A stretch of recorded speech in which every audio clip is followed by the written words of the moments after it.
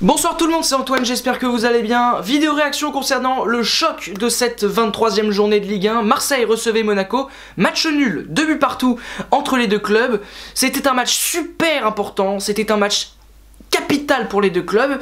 Et d'ailleurs, le match a été agréable. Donc merci aux 22 plus d'acteurs, parce que je sais plus combien il y a eu de changements. Mais voilà, c'était un match agréable à regarder, beaucoup d'intensité, beaucoup de rythme, quelques belles occasions.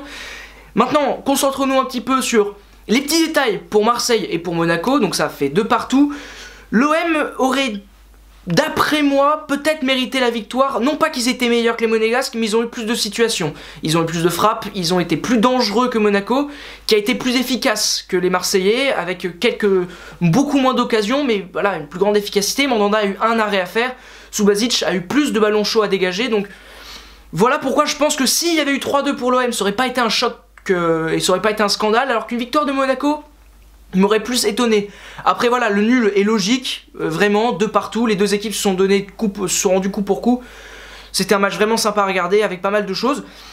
Concernant l'OM, la défense m'a un peu inquiété, c'est-à-dire que même si effectivement Monaco a pas eu beaucoup d'occasions, je les ai pas sentis sereins. Rami Rolando, même Rami je l'ai trouvé meilleur attaquant que défenseur ce soir, il a mis un but, donc voilà, faut voir un petit peu. Sakai Sarr c'est pas génial quand même sur les côtés. Jordan Amavi nous manquait beaucoup à l'Olympique de Marseille. Et puis offensivement l'animation à Marseille était assez intéressante finalement, mais quand même il y a des lacunes quoi, entre Thauvin qui est exceptionnel, Germain qui est très bon, parce que bon il a quand même quelques belles occasions, il se place toujours aussi bien, c'est super intéressant de le voir. Mais en même temps, et Sanson aussi, pardon, j'allais oublier Sanson qui a encore fait un match très intéressant. Mais en contrepartie, t'as Payet par exemple, alors qui a traversé ce match-là, mais Payet, alors oui, il a fait une passe décisive sur un coup franc, super, on est content. Mais quel match pourri quoi, Payet encore, enfin, faut m'expliquer son intérêt. Déjà que dans l'axe, c'est compliqué, bah alors côté gauche en plus, parce que Rudy Garcia a eu une idée, c'est de mettre Payet côté gauche après qu'Ocampos soit sorti pour des maux de ventre, vraisemblablement. D'ailleurs, Ocampos n'était pas très brillant ce soir, Payet, c'était innommable son match. Heureusement que Mitroglou est rentré que pour les 2-3 dernières minutes, parce que sinon je sais pas comment je me serais comporté dans cette vidéo pour lui. Mais voilà, Payet encore une fois m'a beaucoup déçu. La rentrée de Zambo-Anguissa ne m'a pas plu. Enfin il y a quand même des éléments négatifs dans l'animation offensive de l'OM. Alors je parle pas du milieu de terrain, je parle pas de Luis Gustavo parce qu'il y a eu un match incroyable ce soir. Tout le monde a dit Thauvin Sidibé, c'était dingue. Oui, ce duel était assez beau à voir. Mais alors le duel Luis Gustavo, Fabinho, les deux sont monstrueux. On a retrouvé enfin le Fabinho de l'année dernière. En tout cas pendant 90 minutes il m'a impressionné d'intelligence, de capacité physique. Il a maintenu quasiment à lui tout seul ce Monaco là, vraiment. Il est monstrueux quoi. Moutinho à côté de lui, bon on l'a pas vu. Tillmans non plus, mais alors lui il a ébloui ce match de toute sa classe, toutes ses qualités, de son intelligence. Luis Gustavo était un peu en dedans par rapport à d'habitude. Je pense que la présence de Fabinho y est pour quelque chose, mais malgré tout, c'est quand même le patron, quoi. Ça se voit, il est quand même très fort, quoi. Donc c'était vraiment un match super intéressant. C'était très cadenassé au milieu de terrain. Les équipes avaient du mal à faire du jeu en triangle. C'était beaucoup de jeux par les côtés. C'était assez cadenassé au milieu de terrain, notamment parce que Luis Gustavo et Fabinho. Mais c'était quand même très intéressant. Monaco, donc, a fait un bon match, très efficace. Mais Monaco, c'est là où moi j'ai été surpris, c'est que ces derniers matchs, Monaco imposait à Marseille son rythme et son jeu. C'était quand même une base. Là c'est différent, c'est quand même Marseille qui a imposé son style, c'est Marseille qui a imposé son jeu, c'est Marseille qui s'est imposé quoi ce soir. Au point l'OM a gagné parce que ils ont fait leur jeu. Monaco c'est rare, mais c'est la première fois que je vois Monaco s'adapter à l'adversaire pour un match. Le pressing fait par Monaco a été très particulier ce soir. Les latéraux ont suivi à la trace les ailiers marseillais qui rentraient dans l'axe. Sidibé a été plus souvent milieu de terrain que latéral, vu que Thauvin est très souvent dans l'axe.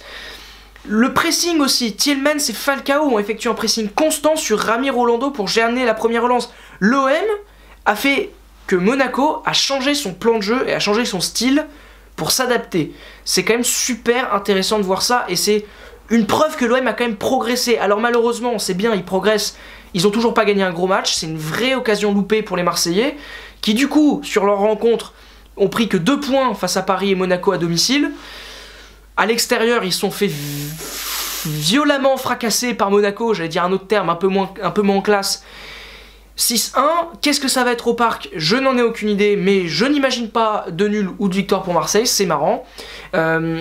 Et contre Lyon, ils ont perdu à l'extérieur, alors ils vont peut-être faire quelque chose à domicile, mais j'ai du mal aussi à y croire. Donc, Marseille, très clairement, aujourd'hui, risque d'être 4ème, parce qu'ils n'ont vraiment pas réussi à le faire. S'ils avaient gagné ce match-là, j'aurais dit, oui, ils peuvent être 2ème, évidemment. Mais là, ils peuvent moins, quoi. Ils n'ont pas profité de l'occasion. Il y a Lyon qui a perdu ce jour-là. Aujourd'hui, face à Bordeaux, ils pouvaient passer 2 points devant Lyon et 4 points devant Monaco. Ils sont passés à côté, c'est quand même dommage. J'ai pas compris le coaching de Rudy Garcia, et je pense qu'aussi la grande différence qu'il y a entre Monaco et Marseille, c'est quand même sur le banc. Pas les joueurs, hein. L'entraîneur. Rudy Garcia, je l'aime bien, mais bon, il y a quand même des limites, clairement, dans son coaching. J'ai pas compris pourquoi il a décidé de faire rentrer Zambo-Anguissa au milieu de terrain, alors qu'il aurait pu mettre NJ, par exemple, il aurait pu mettre NJ côté gauche, Payet, il aurait pu le laisser dans l'axe, enfin, ça m'aurait pas gêné. Je comprends pas pourquoi il a fait ça. Alors que Jardim, bah voilà quoi, il arrive à rendre des mecs bons, très bons, il arrive à rendre un truc cohérent, et bravo quoi. Bravo Jardim, encore une fois, c'est une performance tactique, ce que tu nous as montré ce soir. Dans une belle ambiance, un beau vélodrome. Ça aurait peut-être mérité un gagnant ce match-là. Bon, voilà, match nul, c'est dommage. Pour l'OM, surtout pour l'OM, mais ça peut l'être aussi pour Monaco, à souligner quand même, j'ai trouvé Rachid Ghezzal très moyen. Voilà, c'est un petit message comme ça. Décidément, la journée des Lyonnais, elle était compliquée. Entre leur défaite et alors leur petit chouchou Ghezzal qui a fait un match mais nul. Alors oui, il a tenté une frappe super, mais... Moi, Ronny Lopez en 20 minutes, il m'a plus montré que Ghezzal en 60, donc voilà, c'est pas super bien. Et je ne sais pas calculer, effectivement, j'ai dit 20, 60, ça n'a aucun intérêt. Bon, cette vidéo est terminée, merci beaucoup de l'avoir regardée jusqu'au bout, j'espère que vous avez apprécié. Il devrait y avoir des vidéos sur la Coupe de la Ligue, les demi-finales vont arriver cette semaine, ça risque d'être passionnant.